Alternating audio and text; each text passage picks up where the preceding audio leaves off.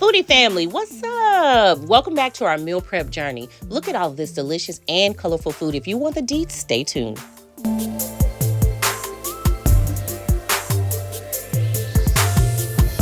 All right, y'all, let's jump right into part 2 of our meal prep journey. If you saw part 1, you know we went and did all of our grocery shopping and got all of our ingredients. Go back and watch after this video if you didn't. Now we're back home, and here's what I suggest you do. Get all your fresh veggies, wash them and prep them. Chop them, mince them, dice them, slice them, whatever you got to do, just do it all at one time. And if you're lucky enough to find some pre-prepped veggies, like this garlic and onions that I got at H-E-B, you get to do a happy dance like me because you get to save time. Now, with your extra veggies, make sure you store them in a Ziploc to keep them fresh. So let's get into this eggplant. Y'all like eggplants? Let me stop playing. Okay, but for real, if you've not tried eggplant, put it in rotation. The texture is soft. It's a buttery flavor. It's so good. I'm putting mine with this zucchini and squash. I also grabbed some salad ingredients because during the week, I want to be able to have some salads and some wraps just to keep the variety going, keep it interesting so you don't get bored. Now, let's get into sauteing and blanching. I shared with you all that kale is super versatile. You can saute it like I did with some olive oil and a dabaduya. You can put it in a salad or a wrap. You can also put it in a smoothie, okay? Now, blanching your veggies, you bring your water up to a boil point. It's just going to soften your veggies. It takes about maybe 2 to 3 minutes depending upon the veggie.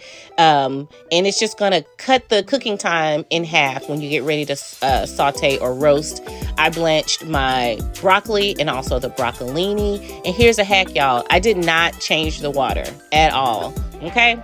Now, y'all know spinach ain't loyal. This whole thing of spinach cooked down to about a half a cup. But that's okay, though. We got our nutrition in. I'm also blanching the sweet potatoes so that when I pan roast those, the time is reduced. And those are my shiitake mushrooms. Now, here comes that eggplant and zucchini and squash. And the dabaduya. Y'all know the dabaduya has 40% less sodium than Lowry's. So you got to watch the sodium intake, too, when you're on a meal prep journey. The link to buy some is down in the description. There is the sweet potatoes pan roasting, and I'm just shaking it around in the pan because I want all the veggies to hit the bottom surface of that pan and get a nice little color on it, okay? Now, green beans. This week for my green beans, I added some garlic. I'm going to hit it with some dabaduya, and look at the color, y'all. They stayed nice and green and still crunchy.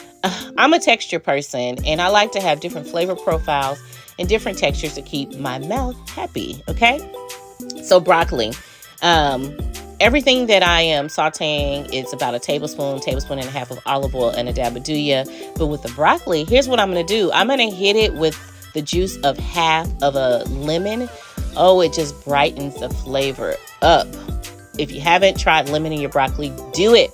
So broccolini is up next, and I wanted to give it a bit of an Asian flair. So in addition to my regular seasoning, I'm adding a bit of garlic and y'all some crushed red pepper.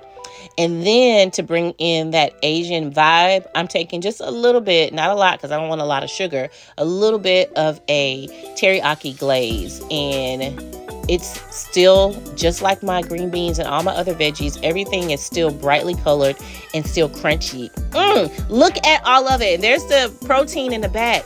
Part 3, we're going to get into the protein. And I even got some meal prep breakfast ideas for you. So subscribe to the channel, turn on your notifications, and let's keep it going.